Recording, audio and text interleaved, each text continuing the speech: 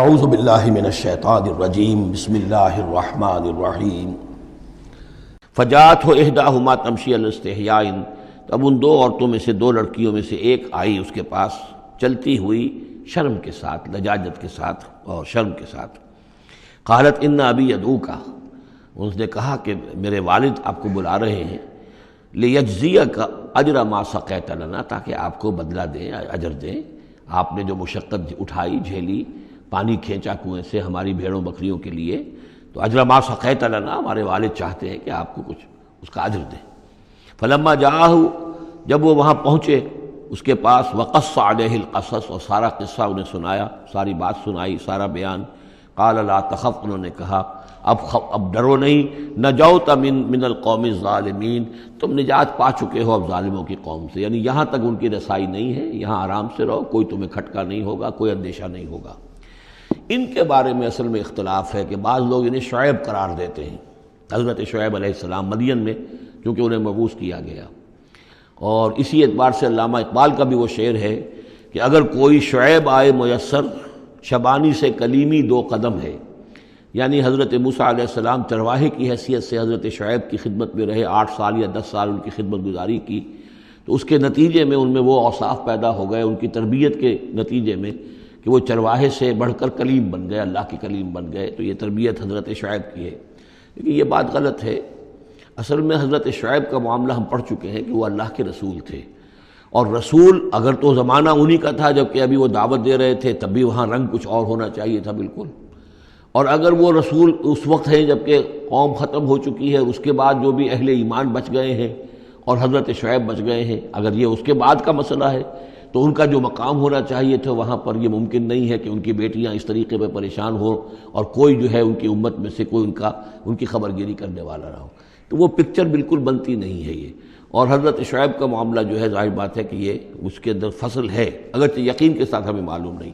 یہ گویا کہ بعد میں جو قوم وہاں آباد ہوئی ہے حضرت شعیب کے ساتھ، جو لوگ صاحب ایمان بچ گئے اور ان سے دوبارہ جو وہاں پر جو بھی آبادی ہوئی ہے، اس میں کچھ اچھے لوگ، ظاہر بات ہے کہ ان میں تو ابھی اچھے اثرات بھی تھے، تو ان میں سے یہ بزرگ تھے، ابھی ہو سکتا ہے 100 سال ہو چکے ہوں، لیکن ابھی کچھ نہ کچھ اثرات تھے، تو یہ بزرگ آدمی، ضعیف آدمی جو ہے، یہ ایک نیک آدمی تھے۔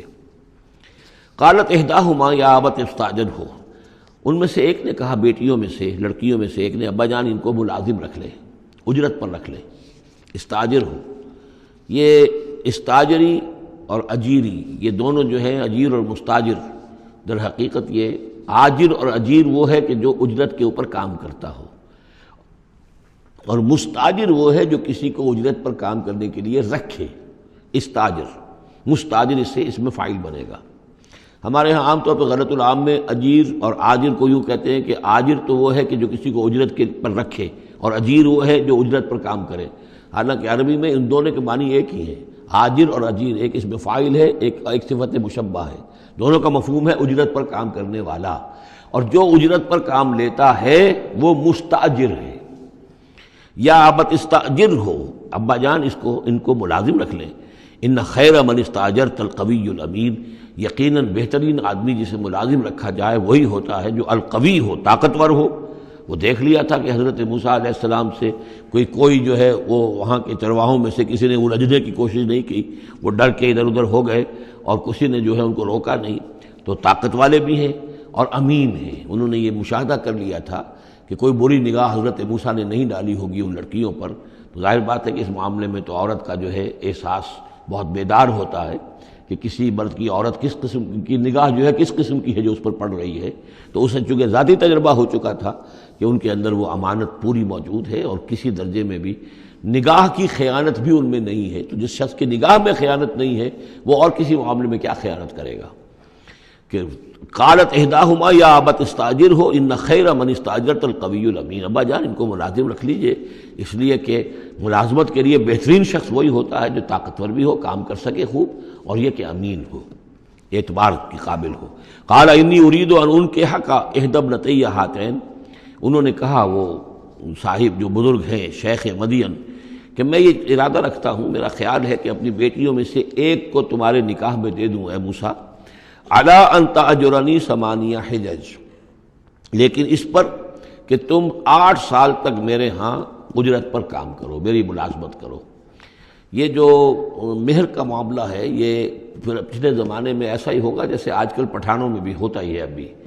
کہ وہ مہر جو ہے وہ والدین لے لیتے ہیں رقم جو ہے، گویا کہ وہ اس لڑکی کو جو پالا ہے پوسا ہے تو یہ در حقیقت اس کا بدل ہے وہ جو لے رہے ہیں کہ ہم نے اس کو پالا پوسا آپ تمہارے حوالے کر رہے ہیں تو ہمیں اس کی رقم دو،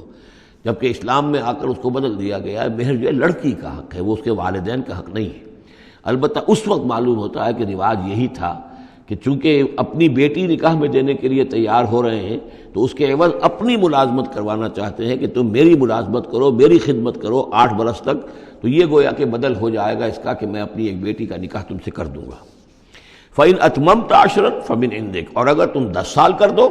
تو یہ تمہاری طرف سے ہے، یہ گویا کہ تمہاری طرف سے ایک احسان ہوگا۔ 8 سال پورے کر دو، اس میں محنت کرو، یہاں مزدوری کرو، میرے بھیڑوں بکریوں کو چراؤ اور گھر کے کام کرو، تو پھر میں اپنی بیٹی تمہارے حوالے کر دوں گا، اس کا نکاح کر دوں گا تم سے۔ یا یہ کہ 10 سال کر دو تو یہ تمہاری طرف سے اضافی بات ہوگی۔ وما اريد ان اشق عليك، اور ساتھ ہی یہ بھی دیکھ لو میں تم پر کوئی سختی کرنے کا ارادہ نہیں رکھتا، یعنی تمہیں جو ملازم رکھ رہا ہوں تو ایسا نہیں کہ بہت بھاری کام تم پر ڈالوں گا، میں تمہیں مشقت میں ڈالنا نہیں چاہتا۔ ستجدنی انشاءاللہ من الصالحین، تم انشاءاللہ مجھے پاؤ گے کہ میں نیک انسان ہوں، صحیح ہوں، راست باز ہوں، اور جو معاملہ ہے معاملے کا کھرا آدمی ہوں۔ قال ذلک بینی و بینک، حضرت موسیٰ نے فرمایا ٹھیک ہے، یہ پھر میرے اور آپ کے درمیان یہ بات طے ہو گئی۔ ایم الاجلین قضیت، ان دونوں مدتوں میں سے جو بھی میں پوری کر دوں۔ 10 سال کا آپ تقاضا نہیں کر سکتے، تقاضا 8 سال کا ہوگا، ویسے یہ کہ میں چاہوں تو 10 سال پورے کر دوں لیکن وہ میری آپشن پر ہوگا۔ ایم الاجلین قضیت فلا عدوان علی، پھر مجھ پر کوئی زیادتی نہ ہو۔ واللہ علی ما نقول وکیل، اور جو کچھ ہم کہہ رہے ہیں اللہ اس پر وکیل ہے، اللہ ہی اس کا ذمہ دار ہے۔ فلما قضا موسیٰ الاجل، جب موسیٰ نے وہ مدت پوری کر دی، وسارا باہلہ، اب وہ اپنے گھر والوں کو لے کر چلے، اب مصر کی طرف واپس لوٹ رہے ہیں کہ اب اتنا عرصہ بیت گیا ہے، 10 سال ہو گئے یا 8 سال ہو گئے یا 9 سال ہو گئے، اب بہرحال وہ معاملہ بھی ٹھنڈا پڑ چکا ہوگا، وہاں پر قتل وغیرہ کا کیا حالات وہاں ہوئے یہ بھی معلوم نہیں ہے۔ بہرحال وہ چلے ہیں واپس، سارا باہلہ لے کر چلے اپنے گھر والوں کو، یعنی اپنی اہلیہ کو۔ آنس من جانب طور نارا، انہوں نے پہاڑ کے ایک طرف ایک سائڈ پر طور کے انہوں نے آگ دیکھی۔ قال لأہلہم کثوا، انہوں نے کہا اپنے گھر والوں سے کہ ذرا یہاں انتظار کرو، ٹھہرو، انی آنست نارا، میں نے آگ دیکھی ہے، لعلی آتیکم منہا بخبر، ہو سکتا ہے کہ میں وہاں سے یہاں جاؤں اور وہاں سے کوئی خبر لے کر آؤں، یعنی یہ کہ راستے کے بارے میں معلومات صحیح کہ کہیں ہم بھٹک تو نہیں گئے، ہم کدھر جا رہے ہیں۔ او جذوۃ من النار، یا پھر میں آگ کا ایک انگارہ لے آؤں وہاں سے، لعلکم تصطلون، تاکہ اس سرد رات میں یہاں ہم آگ جلا لیں، اور یہ کہ اس سے کہ آپ لوگ جو ہیں وہ سینک سکیں۔